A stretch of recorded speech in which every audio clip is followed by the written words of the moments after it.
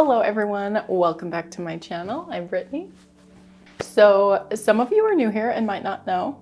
Well, actually some of you aren't new here and also might not know that when I'm not making chocolate or editing videos or at work, I probably am doing aerial silks. This is one of my favorite hobbies that I have. It keeps me active and it's so much fun to do. And so to set up the theme of today's video, I want to share a little video with you.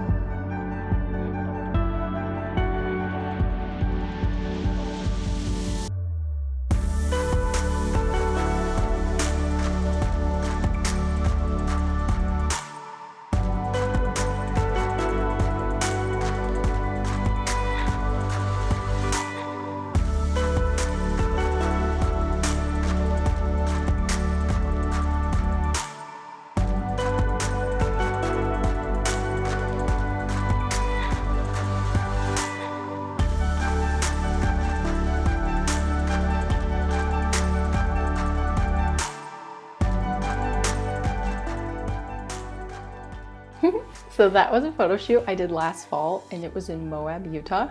It was insane and really scary. They had a rock climber climb up above the arch. It's called Looking Glass Arch, and they rigged the aerial silk to hang down into the arch for the photos.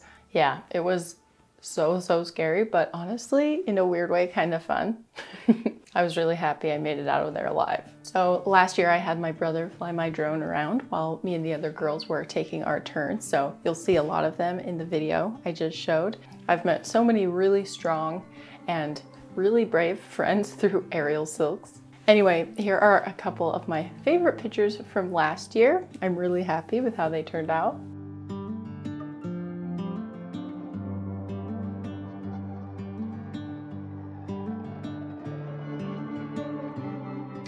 Okay, to get to the theme of today's video, after last year, the organizer of the photo shoot reached out to me and asked me if I would want to be the drone pilot for this year's photo shoot. You guys might know I fly my drone when I travel just for fun, and I've edited some videos just to share on here and on my own Instagram, but I've never had like a professional drone job before.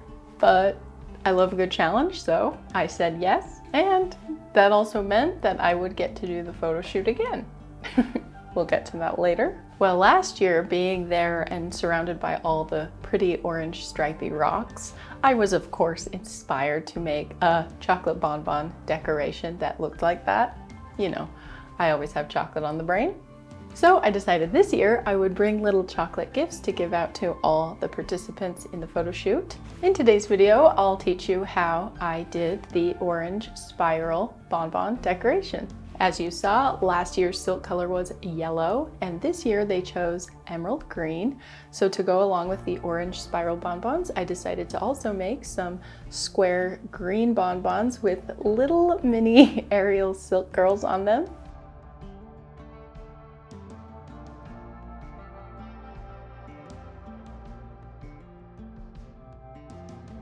The aerialists were added onto the bonbons after unmolding using edible gold luster dust with a custom stamp that I created myself. This is a technique that I use all the time and love because it's a really clean way to add almost any image onto a bonbon. Some of you have expressed interest in how I do this and where I get the stamps and molds for this technique. I'm actually working on another mini course for you guys for this technique to give you my whole process on how I do it. If you're interested in that, leave a comment about it down below. I'm curious how many of you would want that. My goal is to release it really soon, just in case you want to use this technique for any of your holiday bonbons. And you also might be wondering what flavors are inside these chocolates. And for the green squares, I went with the crowd favorite, salted caramel. And for the orange spirals, I wanted to stick to that Moab theme.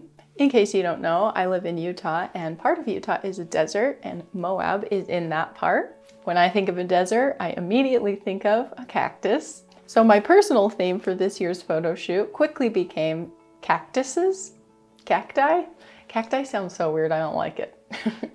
I even chose a cactus and little cowboy print, fabric print for my outfit this year. I also had another outfit that was Aztec pattern, which is also really deserty. Anyway, point is, for the filling, I wanted to stick to the theme and do something cactus. So I chose the flavor prickly pear. I did 2 fillings using prickly pear puree. Say that 10 times fast. Prickly pear puree. The first one was a pâte de fruits, and the second was a milk chocolate prickly pear ganache. And it was actually kind of funny with the girls that I was like hanging out with that weekend during the photo shoot. I was harping on prickly pear so much that even when we were walking on Main Street in Moab, we just kept saying prickly pear, everything. And so we just kept saying prickly pear, prickly pear, prickly pear. One more item of business before we jump into the video. It's time for our subscriber highlight. This is where I select one subscriber who commented on my last video as a way to say thank you for being here and for your support. Thank you to this subscriber. I'm not quite sure if this is their name, but it is their username, J-Rod. I was so impressed that they commented on last week's video the very same day I posted it, and they had already tried out the pumpkin caramel recipe. So thank you for testing out the recipe and for letting me know how it went. I'm glad you liked it, and thanks for being here. All right, guys, let's get going. I sprayed these molds using Chef Rubber pre-colored cocoa butter in the color Jade Green. I actually sprayed these molds a couple weeks before I filmed the rest of this video. Just in case you didn't know that was possible, you can decorate chocolate molds pretty far in advance as long as you store them in a cool, dry place.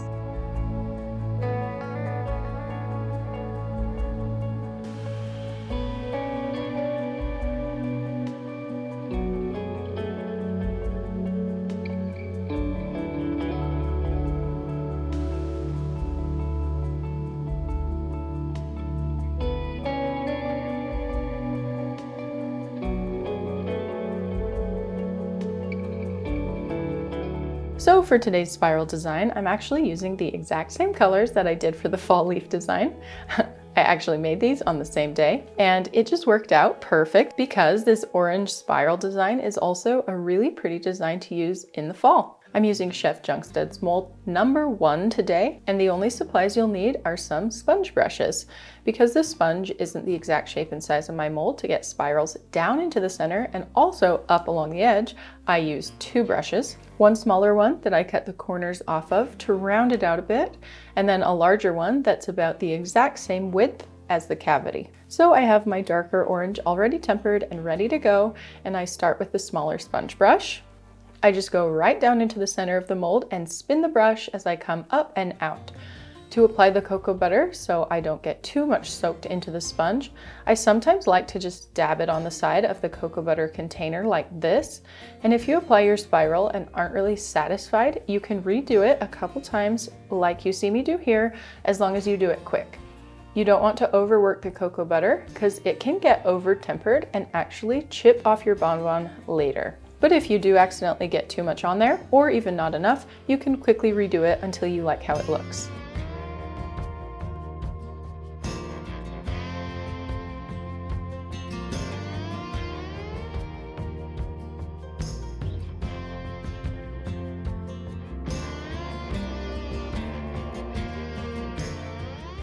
This decoration goes really fast, so I just do the whole mold with the small brush and then I switch over to the larger brush.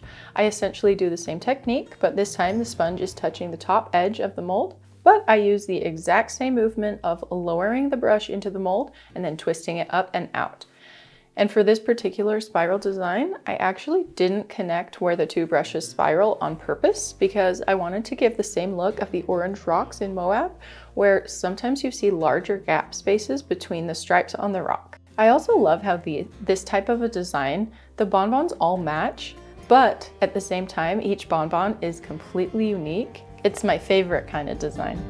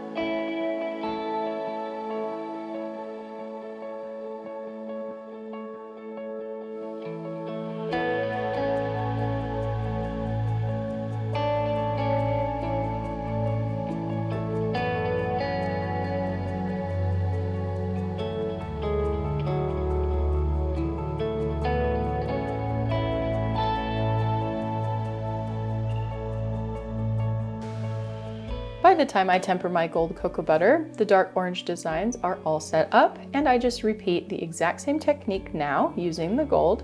The only difference in application is that I use a tiny bit less gold than orange because I just want it to be a glimmer, not too much of a solid color.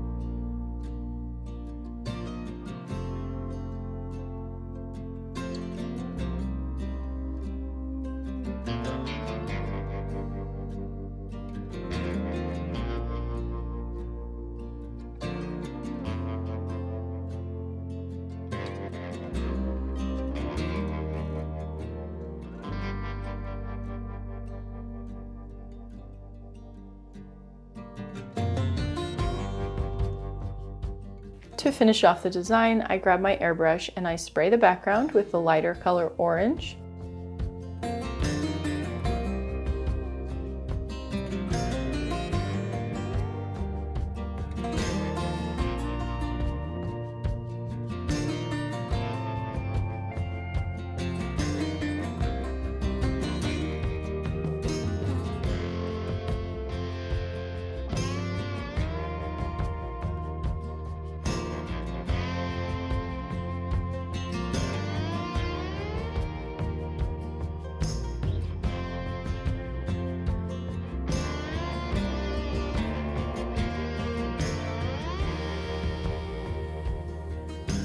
I'm molding all of today's bonbons using milk chocolate, so just to be safe, I spray a thin layer of white cocoa butter behind all of my designs to ensure the colors don't get too dark.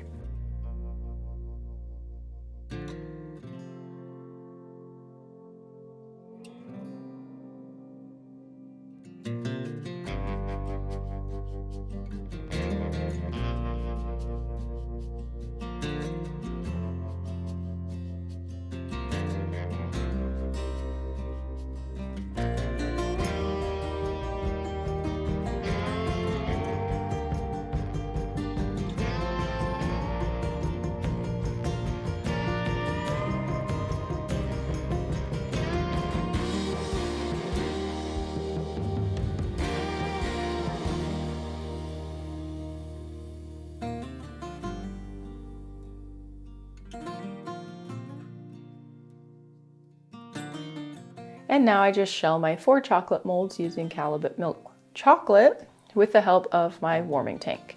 If you are new and haven't seen some of my other videos, I have so many helpful chocolate tutorials, how to temper in a warming tank, different tempering methods, and my full process on molding chocolates. I'll link those videos in the description if you need to check them out.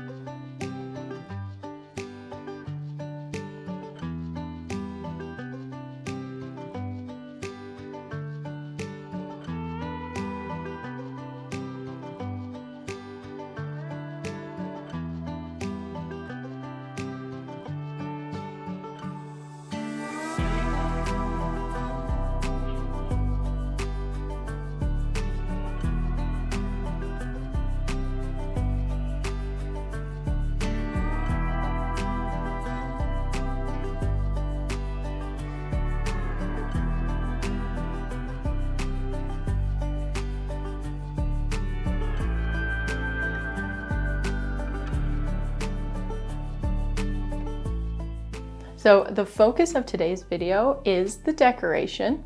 So I didn't film a full tutorial on the filling because it was kind of an experiment, but I will share the recipe with you guys in case you're interested in testing it out yourselves. So I'll have a link down in the description below where you can download a PDF recipe file, and that will have all the written instructions. The ganache is easy to do and really straightforward, so you won't have a problem just using the written recipe for that. But if you want more detailed instructions for the pâte de fouille, this is the exact same recipe as my mango jelly. So you can just follow the exact same steps that I use in this video.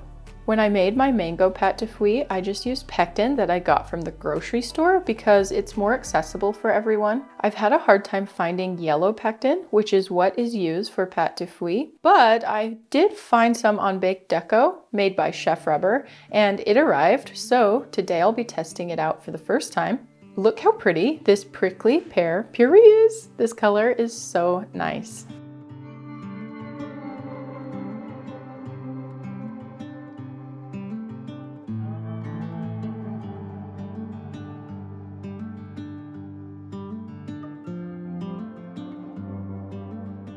So after my pâte de fouille had set up at room temperature for like 4 hours, this is the texture. It is a lot firmer than my mango pâte de fouille, and truly I think it's because of the pectin. The pectin you buy at the grocery store isn't pure. It also has dextrose in it, which means it's a bit diluted and isn't quite as strong. After this, I actually think I prefer the common grocery store pectin for blending pâte de fouille into jelly that you can pipe, because guys, I tried to blend this, but wow, was it really firm and sticky. Talk about burning out your stick blender. But it definitely made a better pâte de fouille with a really good texture to just cut and eat. Here I'm making my ganache. Look at that color. I can't get over how pretty it is.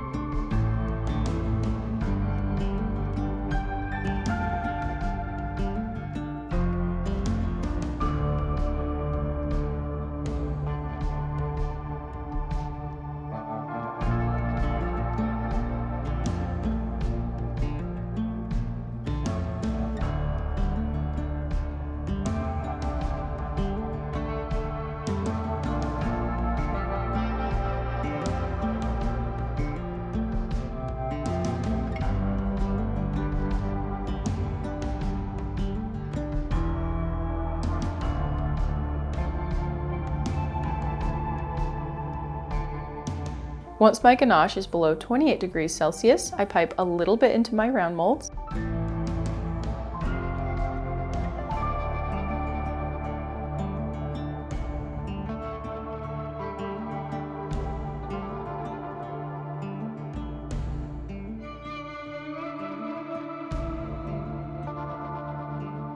And because the pâte de fouille had such a nice texture and wouldn't blend into gel, I ended up just cutting it into small cubes and placing it in the center of my bonbons.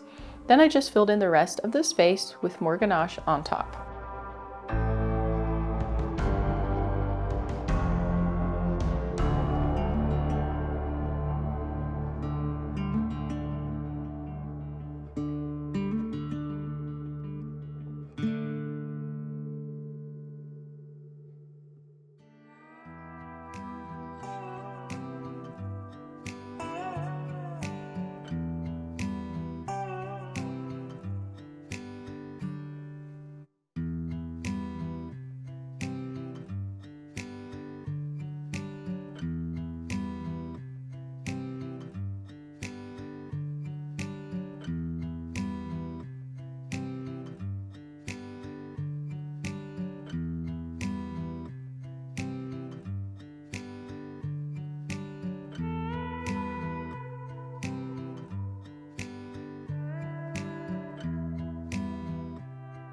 And the squares got filled with a classic soft salted caramel.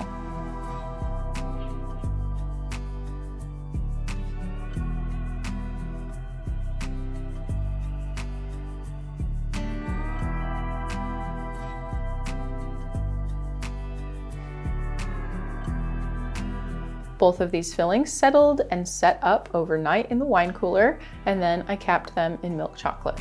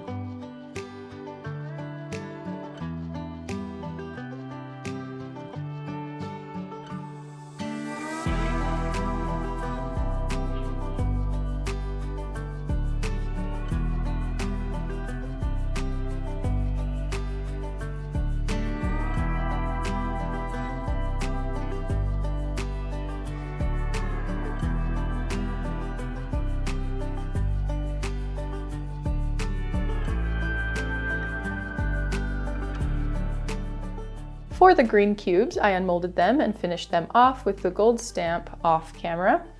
So, because I was the drone pilot for this year's photo shoot, I'm also in charge of editing a video for each person who attended. I think I'm currently done editing video number 7 out of 25. My personal experience at this year's photo shoot was not quite as smooth as last year's. Last year, even though I was scared, I felt like I did everything I planned and everything felt really good when I was up there.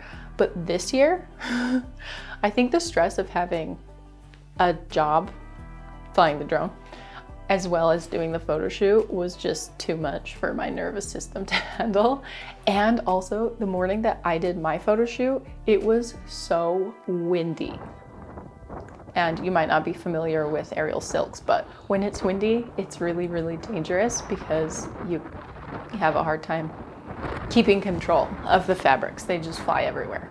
So I think between the stress of flying the drone and also it just being crazy windy, I think I just got a little freaked out. So I don't have my photos back yet. If I do, I'll put some in here so you can see the ones from this year. But there are some funny ones where the silk is like totally wrapped around me and it's kind of just fun for the memory of it all. Anyway, I figured I'd also show you this year's finished video so you can see how beautiful the emerald green silk looks against the orange rock before I show you how the matching chocolate bonbons turned out.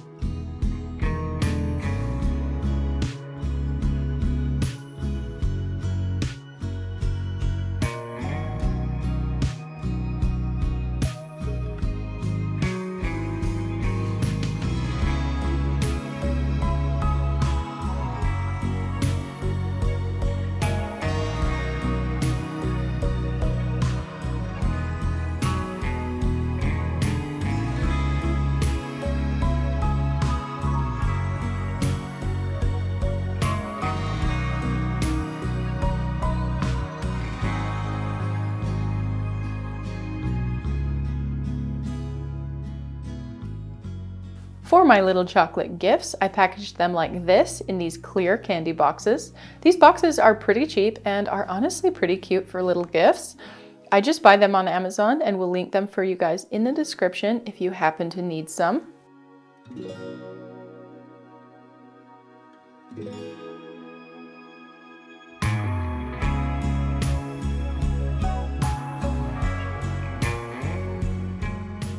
The prickly pear filling turned out really good. It's a hard taste to describe because it's pretty mellow, but I'd say it kind of reminded me of mango because it's so subtle and smooth. but it also tastes a bit earthy, kind of like a strawberry that isn't super sweet. The flavor definitely grew on me though, the more bonbons that I ate, and the texture of the pâte de fruits inside of the ganache was really satisfying to bite into. All right, guys, thank you for letting me share with you my crazy aerial silks experience in Moab this year. I hope that you enjoyed the video and that you liked my desert-themed bonbon design. If you did, please give me a like. It helps me out a lot. And leave me a comment down below and tell me what is one of your favorite hobbies outside of the kitchen. If you haven't subscribed to my channel yet, today's the day. If you'd like to see something else that's sweet, just click on one of these thumbnails. Thanks so much for watching today, and I'll see you soon. Bye!